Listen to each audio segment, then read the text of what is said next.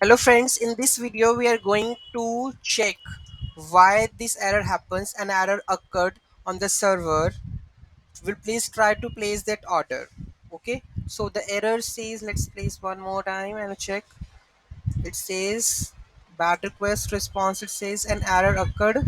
Please try to update this error. So I'm just trying to overriding or observer. I'm just doing that. So this error comes, an error occurs on the server, please try to place the order again. How we can detect, if this is error comes and what exactly on the place order what we are doing wrong. So how we can debug this? So let's start with how we can debug this, what actually exactly the issue is. So let's go to the modules of the Magento vendor just for test. Okay, I'm not saying go to the root directory and do some test. I'm just checking right now how we can debug this module. Okay, so let's go to the where we have Magento.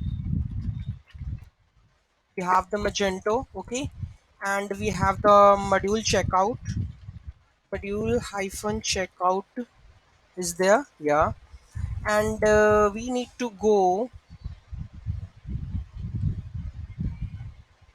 where we need to go controller. We need to go, I guess, model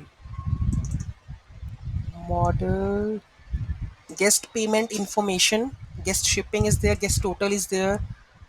Guest, we are using the guest one, right? Let's open it, what exactly it is.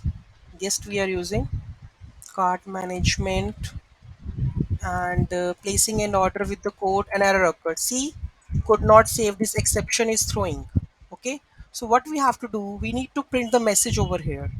Okay, so I have already let's use this message to come with this. We need to put it over here, throw exception message. I'm just commenting this for now what exactly the issue is. So I'm pasting this. Okay, so it will define me the exact root cause of that. Okay, let's go and try to place the order.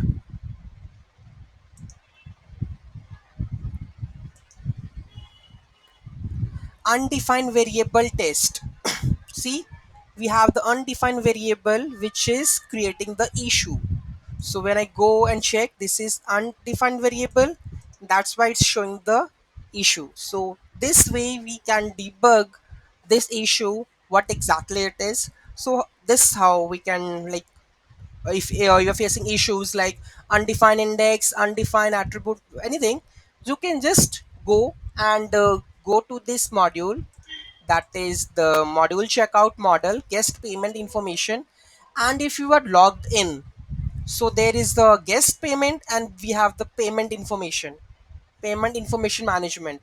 These two files we need to do the things with the exception error handling, and then we are done with it. So no more debugging, like what exactly the issue is, just put and go and replace this action, and you will get, you will your code will be easily debugged by if you add this line of code to that area. Okay, so hope you like this video, and if you have any issues, just please comment on that. We will help you on that. Thank you so much for watching this video. Have a great day. If you have any query, so please let us know. Thank you so much.